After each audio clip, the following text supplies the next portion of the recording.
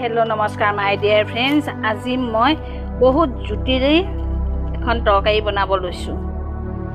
तरकारी बछৰত एबार नेखाले भालेই नालागे। आपनालोকৰ হয়নে বাৰু তেনেকুৱা প্ৰিয় বস্তু এটা বছৰত খাবলৈ নেপালে মনটো বেয়া লাগি থাকে? ঠিক তেনেকৈ মোৰ বেয়া লাগি থাকে। কি বনাইছো জানে আজি? আপোনালোকক ক'লেও আপোনালোকৰ লোভৰ পানী পৰি যাব মুখত। আৰু তৰকাৰী বনাই থকা পাই ভিডিঅ'টো ষ্টাৰ্ট কৰিছোঁ। কিহৰ তৰকাৰী জানেনে? ভোল কচু আলু মাছ।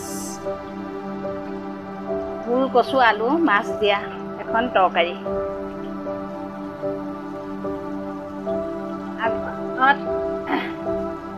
মোৰ মায়ে বনায়, বহুত টেষ্টি বনাইছিলে। মায়ে খোৱা পাছত বাৰু আমিয়ে বনাই খাওঁ।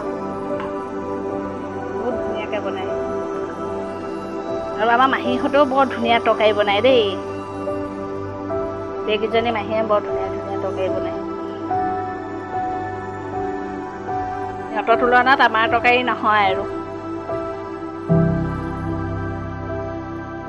সিহঁতৰ তৰকাৰী একদম মাষ্টাৰ চেফৰ সমানৰ তৰকাৰী বনোৱা।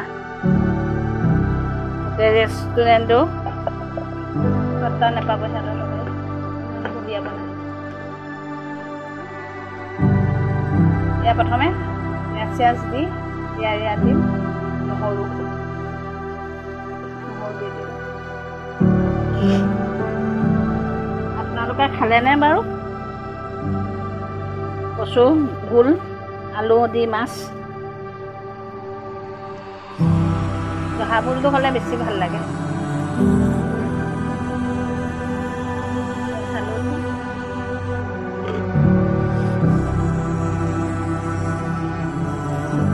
চব তৰকাৰীতে জিৰা ধনিয়া ধুই দিম।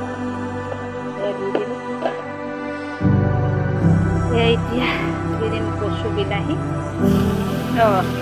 চৰি দেই, ভোল আলু কচু।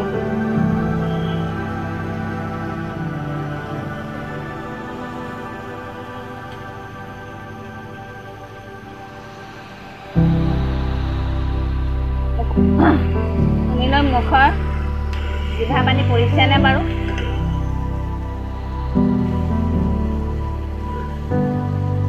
আজি টেষ্টিৰে সাজ খোৱা হ'ব। এয়া চব মাছ ফ্ৰাই কৰি থৈছোঁ। কচু আলু সিজাৰ পাছত মাছ ফ্ৰাই কৰা মাছখিনি দি দিম। ভিডিঅ'টো যদি ভাল পায় like comment share and subscribe কৰি দিব।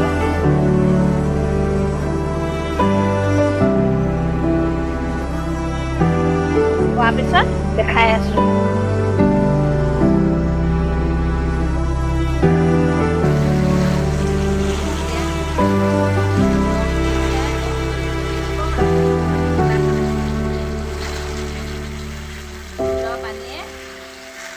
তাৰপিছত পানী